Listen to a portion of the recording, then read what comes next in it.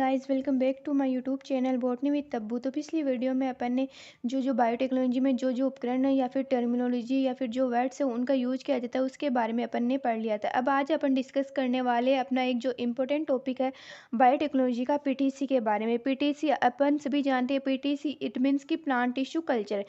तो यहाँ पर अपन ने इसकी फुल फॉर्म के बारे में डिस्कस कर लिया। अब अपन बात करते हैं, यहाँ पर फर्स्ट पॉइंट लेते हैं कि बायोटेक्नोलॉजी की इस फील्ड एरिया में प्लांट के टिश्यू पार्ट को लेकर उनका इन विट्रो कंडीशन किया जाता है एंड उनसे quality and quantity based planted produced किए जाते हैं। अब अपन ने यहाँ पर दो टर्म अपन को देखने को मिली, first quality and second quantity. यानी कि बायोटेक्नोलॉजी में क्या करते हैं कि बायोटेक्नोलॉजी में अपन ये देखते हैं कि इन विट्रो कल्चर करते हैं एंड उस इन विट्रो कल्चर के द्वारा अपन को ऐसे प्लांटेड रेडी किए जाते हैं जिनकी क्वालिटी भी अच्छी हो और क्वांटिटी भी अच्छी हो, और उन्हीं सब प्रोसेस को अपन ने क्या नाम दिया, पीटीसी नाम दिया।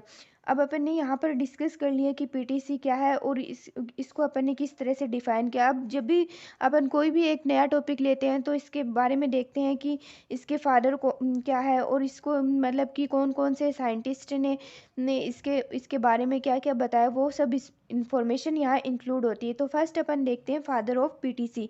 तो फादर ऑफ पीटीसी वो कौन है, गुटली हेबरलैंड। यानी कि जो फादर ऑफ पीटीसी उस वो अपन ने किसको बोला, एक साइंटिस्ट हुए गुटली हेबरलैंड, इनको अपन ने फादर ऑफ पीटीसी बोला। अब फादर ऑफ इंडियन पीटीसी कौन है, doctor Panchanan Maheshwari and Sipra Guha. Doctor Panchanan Maheshwari and Sipra Guha को अपन ने क्या बोला, फादर ऑफ इंडियन पीटीसी बोला। ये यहाँ पर एक इम्पोर्टेंट शो टाइप क्वेश्चन है, आप याद रख लीजिए इसको।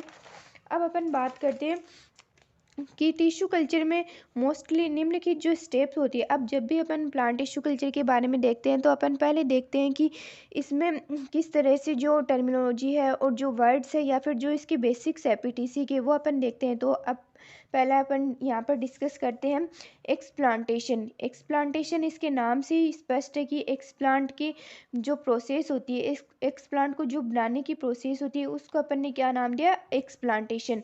अब देखते हैं कि पर्टिकुलर टिश्यू पार्ट्स को कल्चर करने के लिए मेन प्लांट से सेपरेट किया जाता है। यानी कि अपन को कोई भी जो प्लांट है उसको प्रोड्यूस करना है तो उसको क्या करेंगे, जो इसका मेन प्लांट है उससे उसको अलग करेंगे, और इस क्रिया को अपन ने क्या बोला, एक्सप्लांटेशन बोला।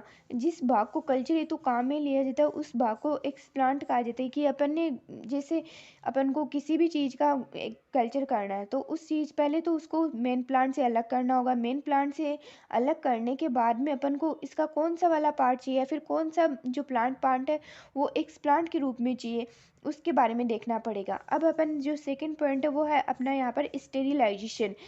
स्टेरिलाइजेशन यानी कि अपन ने एक्सप्लांटेशन की प्रक्रिया तो कर ली, अब एक्सप्लांट के थ्रू जो जो माइक्रो ऑर्गेनिज्म है वो भी तो उस प्लांट के साथ में आ गए, तो उनको किस तरह से स्टेरिलाइज किया जाएगा जिस तरह से वो, जैसे कि वो माइक्रोब से फ्री हो जाए, यानी भी उनमें कोई भी जो सूक्ष्म जीव वगैरह है या फिर जो हार्मफुल बैक्टीरिया वगैरह वो उनके साथ नहीं आए।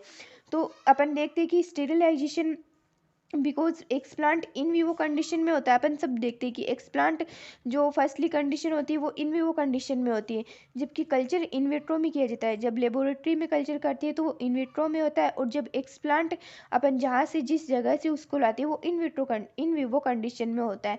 अतः एक्सप्लांट की सरफेस से माइक्रोब्स को नष्ट किया जाता है, यानी कि जो माइक्रोब्स होते हैं वो भी तो एक्सप्लांट के साथ में है, तो उनको क्या किया जाता है, उनको नष्ट किया जाता है। तो इस प्रोसेस को अपन ने क्या बोला, इस प्रोसेस को अपन ने स्टेरिलाइजेशन नाम दिया।